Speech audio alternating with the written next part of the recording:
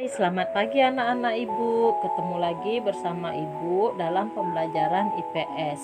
Baiklah anak-anak Ibu, pada pagi hari ini kita akan membahas tentang pengaruh tanam paksa.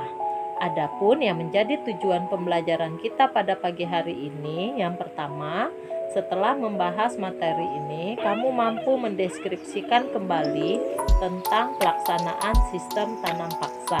Yang kedua, anak-anak Ibu mampu mengidentifikasi bentuk-bentuk pelanggaran dalam sistem tanam paksa.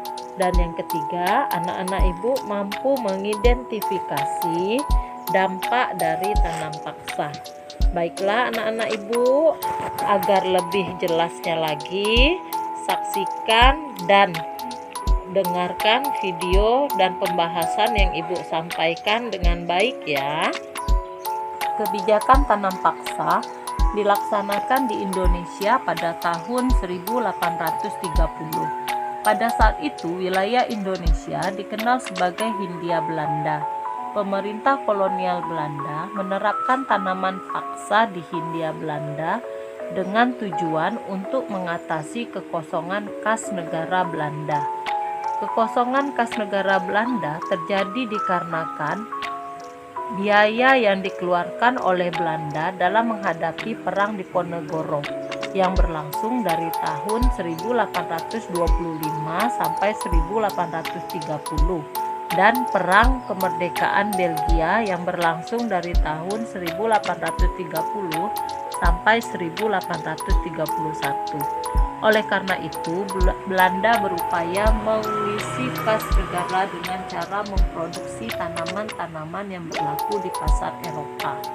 Pelaksanaan tanam paksa yang dimulai di Indonesia pada masa pemerintahan Gubernur Jenderal Jansen van der Bos.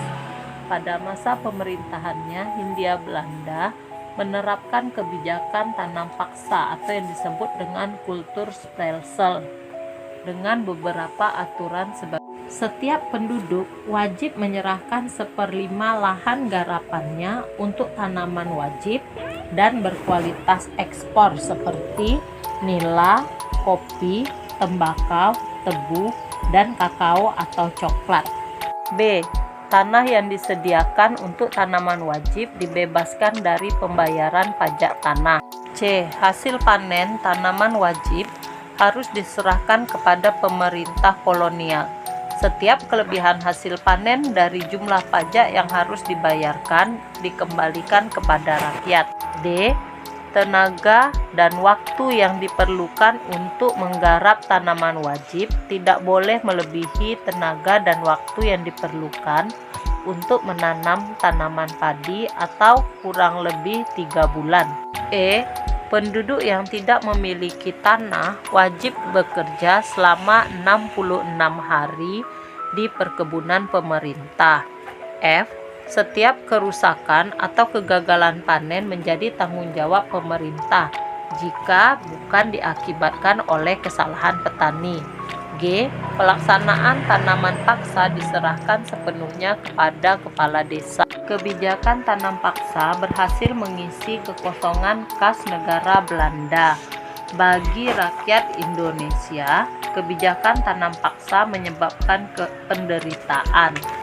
Pemerintah Belanda memberlakukan kultur prosenten, yaitu memberikan hadiah atau persen bagi pejabat lokal, yaitu bupati dan kepala desa. Hadiah tersebut diberikan kepada pelaksana tanaman paksa yang dapat menyerahkan hasil tanaman lebih banyak dari yang sudah ditentukan.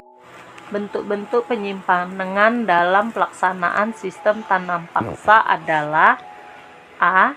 Jatah tanah yang harus diserahkan kepada penduduk untuk tanaman ekspor melebihi 1/5 dari tanah garapan. B. Tanah yang ditanami tanaman wajib tetap ditarik pajak. C. Setiap kelebihan hasil panen dari jumlah pajak yang telah ditentukan ternyata tidak dikembalikan lagi kepada rakyat. D. Petani lebih mencurahkan banyak perhatian tenaga dan waktu untuk tanaman ekspor sehingga mereka tidak sempat mengerjakan sawah dan ladang mereka sendiri.